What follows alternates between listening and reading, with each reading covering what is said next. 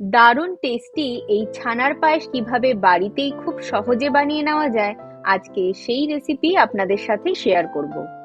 ছানার পায়েসের জন্য প্রথমে ছানাটাকে রেডি করব। তার জন্য নিয়ে নিয়েছি 1 লিটার ফুল ফ্যাট মিল্ক। দুধটাকে বয়েল হওয়ার জন্য রেখে দিয়েছি।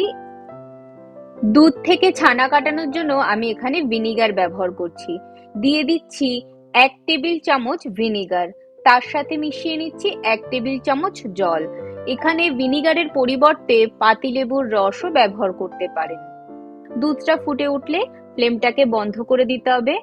এই রকম বন্ধ অবস্থায় ভিনিগার মেশানো জলটাকে দিয়ে দিলাম।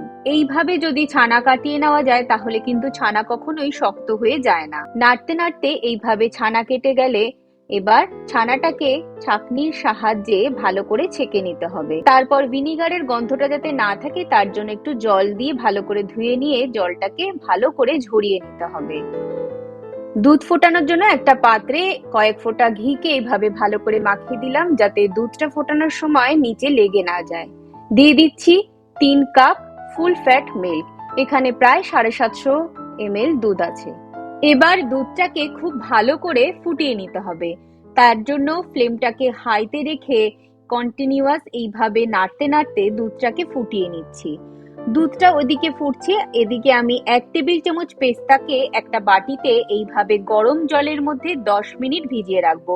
তাহলে খুব সহজেই খোসা ছাড়িয়ে নেওয়া যাবে। দুধটা ফুটিয়ে ঘন করে নিতে হবে। তার জন্য একদিকে দুধটা ফুটছে আর একদিকে 10 মিনিট পর এইভাবে পেস্তার খোসাগুলোকে এক এক করে ছাড়িয়ে নিচ্ছি। গরম জলে ভিজিয়ে রাখলে এইভাবে আঙুলের সাহায্যে চাপ দিলেই খোসাগুলো ছাড়িয়ে নেওয়া যায়। তারপর এইভাবে ছোট ছোট করে পেস্তাগুলোকে টুকরো করে নিলাম। ভালো করে ছানা থেকে জল ঝরিয়ে নেওয়া হয়ে গেছে। দেখতেই পাচ্ছেন ছানাটা কি সুন্দর সফট হয়েছে। এবার 2 হাতের সাহায্যে খুব ভালো করে ছানাটাকে মাখিয়ে নিতে হবে, যাতে কোনো দলা না থাকে। দুধটা ফুটে ঘন হয়ে প্রায় অর্ধেক হয়ে গেছে। এবার গ্যাসের ফ্লেমটাকে বন্ধ করে দিয়ে এই অবস্থায় দিয়ে দিচ্ছি ছানা। ছানা যদি এইভাবে বন্ধ অবস্থায় মিশিয়ে নেওয়া যায় তাহলে ছানা দেওয়ার পরেও কিন্তু দুধটা কখনোই কেটে যাবে না। তারপর ছানাটাকে খুব ভালো করে মিশিয়ে নিচ্ছি। তারপর এর মধ্যে মিশিয়ে দিচ্ছি 1/4 কাপ চিনি। এবার দিয়ে দিচ্ছি 1 চিমটি এলাচের গুঁড়ো। দিয়ে ভালো করে মিশিয়ে নিতে হবে। ভালো করে মেশানোর পর এবার ইন্ডাকশনটাকে অন করে দিলাম। গ্যাসের ফ্লেমটাকে হাইতে রেখে কন্টিনিউয়াস নাড়তে নাড়তে যখন এইরকম ফুটে উঠবে তখন এর মধ্যে মিশিয়ে দিচ্ছি কেটে নেওয়া পেস্তার টুকরো।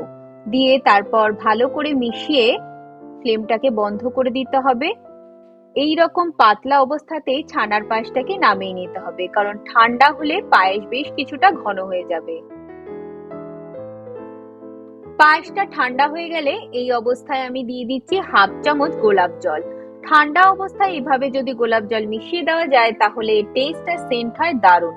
ঠান্ডা হওয়ার পর পায়েসটা এইরকম ঘন হয়ে গেছে। এই রেসিপি ও টিপস যদি ফলো করা যায় তাহলে খুব সহজেই পারফেক্ট ছানার পায়েস বানিয়ে নেওয়া যেতে পারে। আর এই রেসিপিটা যদি ভালো লাগে আমার চ্যানেলটাকে লাইক, শেয়ার ও সাবস্ক্রাইব করার অনুরোধ রইল।